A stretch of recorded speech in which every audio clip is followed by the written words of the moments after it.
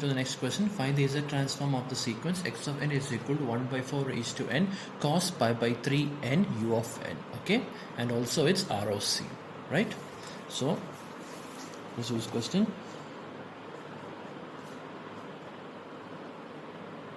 We know that, comma, that x of z is equal to sigma n is equal to minus infinity to plus infinity x of n z raised to minus n. Okay, I hope you are recording this. Okay, so this is equal to sigma n is equal to minus infinity to plus infinity. Here x of n is this value, so you will get 1 by 4 raised to n cos pi by 3 n u of n z raised to minus n, z raised to minus n. This is also equal to, I think we can replace this u of n with 1 and this n is equal to 0 to infinity, so you will get sigma n is equal to 0 to infinity, okay, 1 by 4 raised to n cos pi by 3 n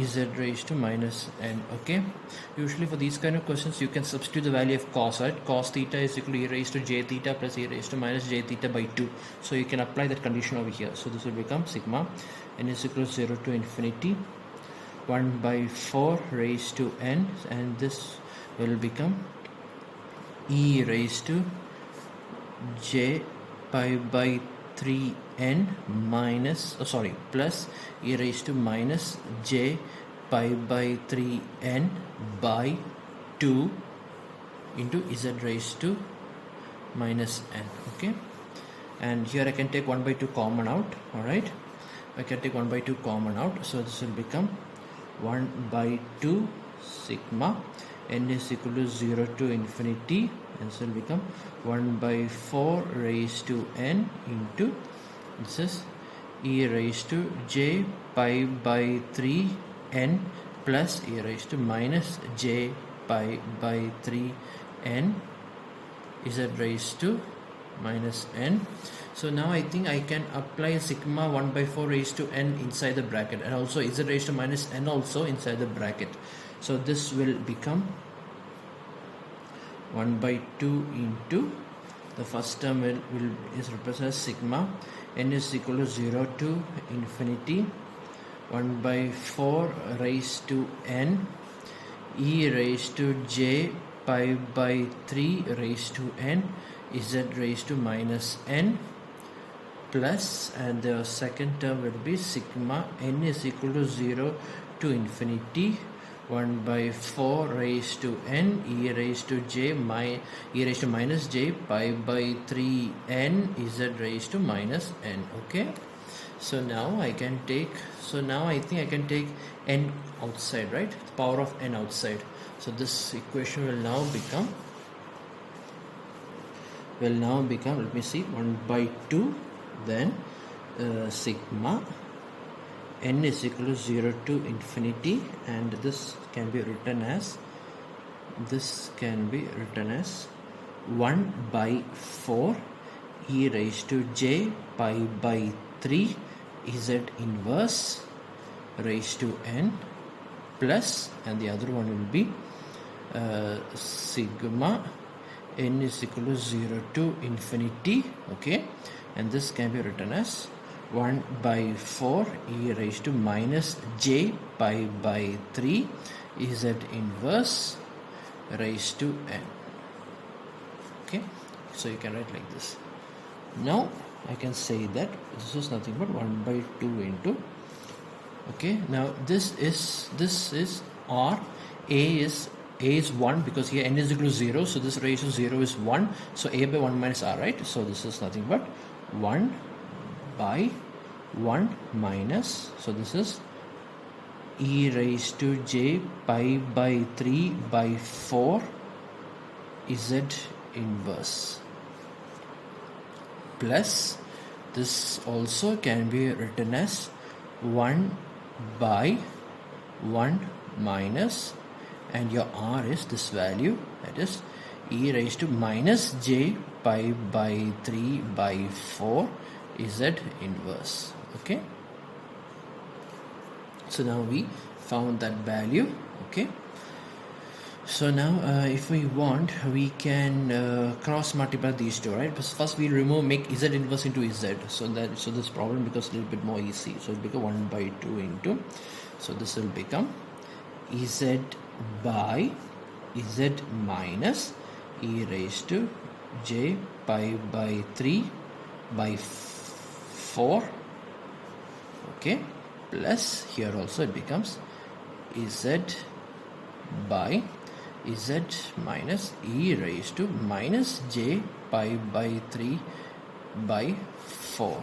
Okay, and this is 1 by 2 into, now I'm going to cross multiply these two, so this will become z square, right? Z square minus z e raised to minus j pi by 3 by 4. Okay, here also is z square, right? So I think I can make it, I'll put 2 over here. Should I put 2 over here? Let's see. So this will become, so this will become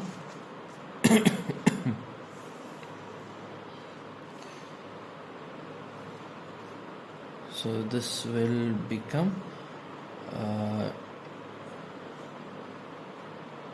plus z square. I think I'll put 2 over here. Then this is just to save time, minus z e raised to j pi by 3 by 4. There you go. Okay, this is the numerator. What about the denominator? Should I cross multiply the denominator? No need. I can substitute the value denominators like that.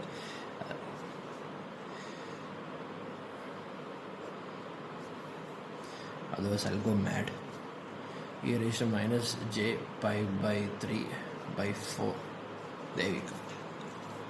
That's good, no? Okay, so in that case, okay, so now I can put this, alright, so this now will become, if I multiply 1 by 2 inside, this will become z square minus z into, this will become e raised to, let me write this first, e raised to j pi by 3 by 4 plus, by 4, e raised to j pi by 3 by 4 by 4, right? I can make this into 8 or something, right? Anyway, I can take 1 by 4 common out, so let me write z by 4, right? So this will be taken outside, take z by 4, this is also e raised to minus j pi by 3, and this whole thing, this 2 I can put out inside, so it will become like this. Okay, 2 by 4, right? By, here I'm not doing anything, it's better not to do anything. I hope, let's see if I get the right answer. Minus j pi by 3 by 4. Okay, so now this can also be written as, okay, now this e raised to j pi by 3 plus e raised to minus j pi by 3 by 2 is nothing but cos pi by 3, right? Cos pi by 3. And what is cos pi by 3? Cos pi by 3 means, cos pi by 3 is, pi is 180, so cos 180 by 3, cos 180 by 3 is cos 60, cos 60 is 1 by 2, right? Cos 60 is 1 by 2. So this will become, so this will become,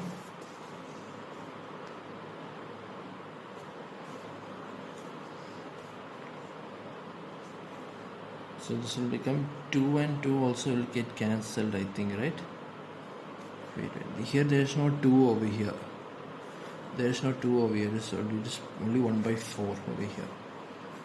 So yeah, so this is nothing but z square minus, so this will become cos 60. Cos 60 is 1 by 2, so this will become z square minus, this is z actually, not, this is z, so minus z by 8, right?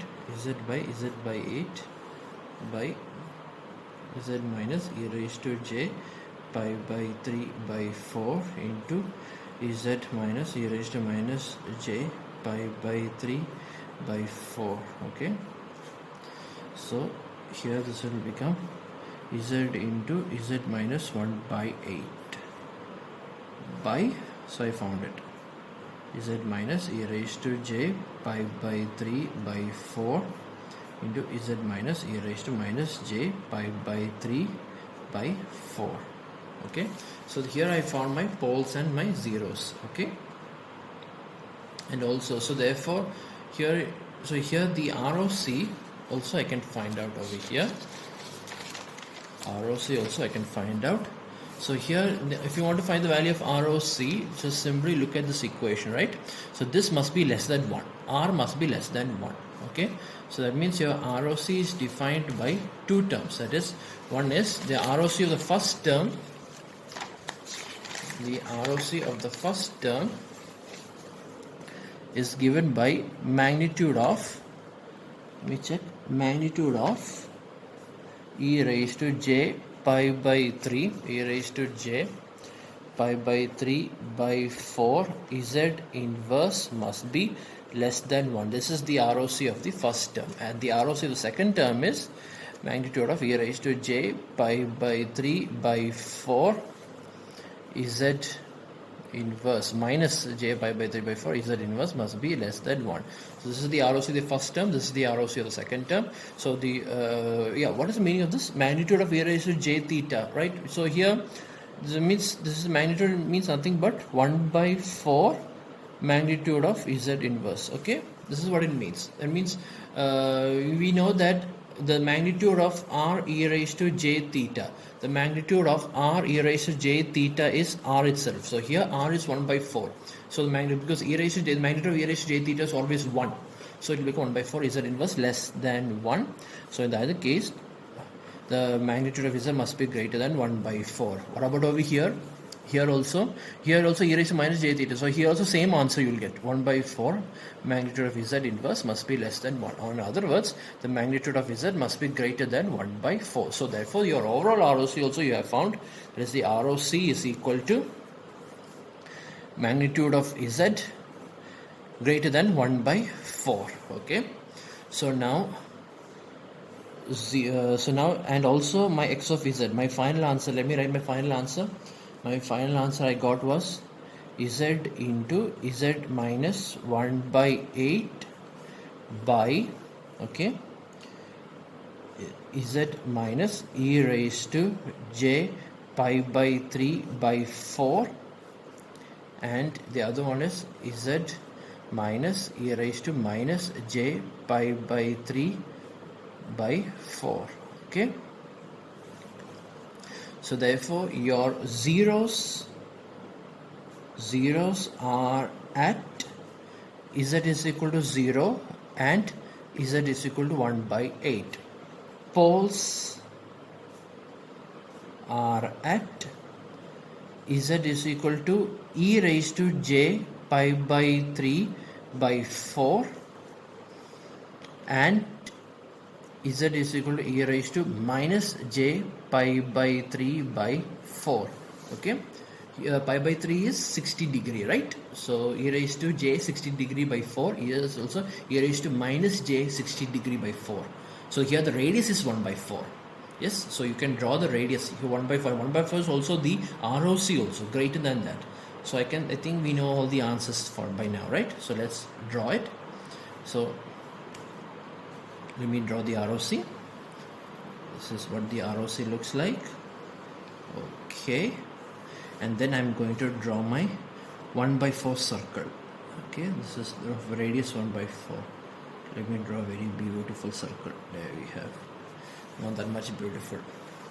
Maybe this is more than enough. This is real part of z. This is imaginary part of z. And this circle, what you call here is z is equal to 1 by 4. Okay, so now we found the z, and the ROC is given by mod z, magnitude of z greater than 1 by 4. So therefore the ROC is outside the circle.